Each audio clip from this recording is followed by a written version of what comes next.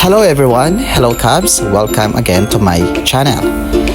Wow, today is my day off. Usually, ano bang ginagawa ng isang OFW sa kanilang day off? Kadalasan, ang aming araw o ang aming day off ay aming ginagamit sa aming kasiyahan. Most of the OFW here in Kuwait ay talagang nag-get together, family, friends, or even colleagues or katrabaho ba. But today, in my video, ang mangyayari is mag-meet kami ng aking friend, a long-time friend here in Kuwait, na kung saan after how many months na hindi kami nagkita because of our busyness here in Kuwait, ngayon nagkaroon kami ng pagkakataon mag-get together. So, I'm gonna meet Ate Alice sa also Kuwait. Medyo malayo siya here in my place kasi I have to ride a bus para makapunta ako doon sa kanilang place. But unfortunately, medyo late na ako niyan. Kung makikita nyo, as my daily routine, bago ako malis, of course, ayusin ko muna ang aking itsura. Sabi nila, hindi lang naman mukha ang pinapaganda, pati din ang ating kasuotan. I decided to wear a simple dress, kumbaga simple attire. So shirt lang, red, and then pants, and then shoes. That's it, finish, kalas. So ganyan lang itsura ko dito, napakasimple, parang totoy ba. Anyway, so maghintay ako ng bus, and napakadaling maghintay ng bus dito sa Kuwait kasi sa lahat ng mga bus may mga numero. So lahat ng place sa pupuntahan mo, hindi pangalan ng area ang hanapin mo, kundi yung number ng bus na sasakyan mo. So napakadali lang, no need to ask the driver or anyone to find the right bus for you kasi numero nga siya. And here I am now in, also makikita mo dyan na ang daming Filipino food, may Jollibee, and then right now ayun, bibingka dyan sa Kabayan Bakes. Wow, now I tried this bibingka. Ang sarap, grabe. Pakinggan nyo na lang.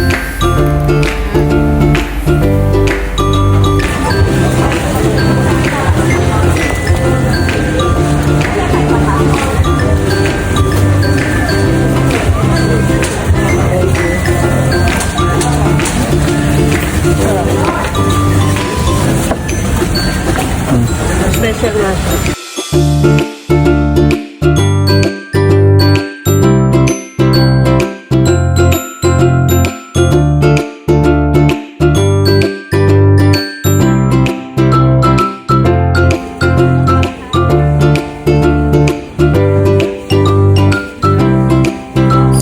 And now, dito kami ngayon sa Old Souk, maghahanap ng aming pagkakainan. So, we're prefer to find something na na may sabaw. Kumbaga yung like sinigang, tinola, or whatever. Yun ang cravings namin today. So, yan. So, makikita nyo, naglalakad kami dito. Ang daming Pinoy actually here. And most of the day, na napakadami dito. Yung weekend, like Friday or Saturday, punong-puno to ng mga Filipinos. Ito yung tinatawag nilang Little Manila here in Kuwait.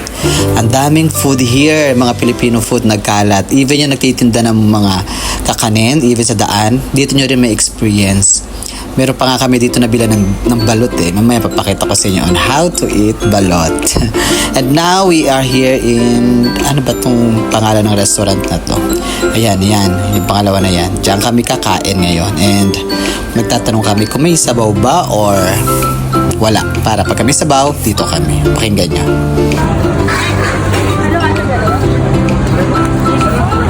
Tingnan tayo. Ano, may sabaw. Ayan, sige. Anong sabaw yan? Anong sabaw to?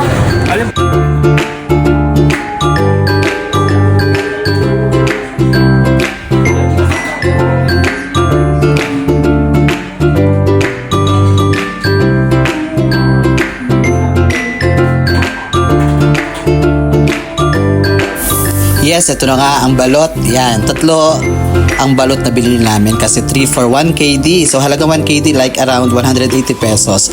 May 3 piraso ka ng balot. But here, not itlog ng itik but itlog ng manok. Kaya medyo maliit siya but let's try kung ano ba ang lasa ng balot na ito. Ayan, makikita niya may sabaw. O yan. So yan, inumin ko na, I mean. So let's see kung ano ba yung reaction ko dito sa pagkain ng balot na to. Napakadalang lang dito sa Kuwait, pero pagkadating mo dito sa Old Souk, ang dami mong may bila nito kasi mismo may naglalako nito. Actually, hindi to allowed dito dahil may mga religious beliefs sila dito pagdating sa mga sisiw. But di ko lang alam ba't nagiging normal na dito pagbebenta ng balot here. Pero nilalako, may mga nilalapit sa'yo para mag-alok ng balot. 3 for 1 KD here. Itlog ng manok ha, medyo maliit pero ang lasa masarap. Okay, so let's see.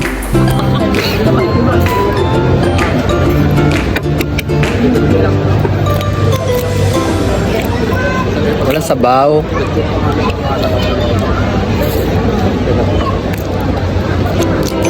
Ay!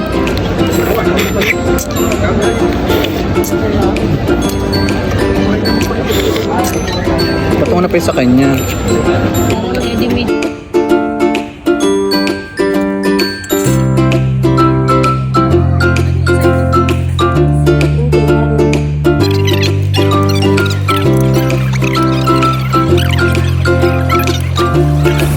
Okay, so that's my video for this day. Ang aking day off I spent with my friend Ate Alice.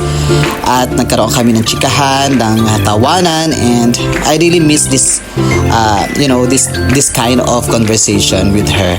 Kasi napaka-genuine talaga ni Ate Alice. Transparent, kumbaga, transparency ang naganap. Okay. And plus, with the dogs. Okay, so thank you for watching. See you next time. Bye-bye.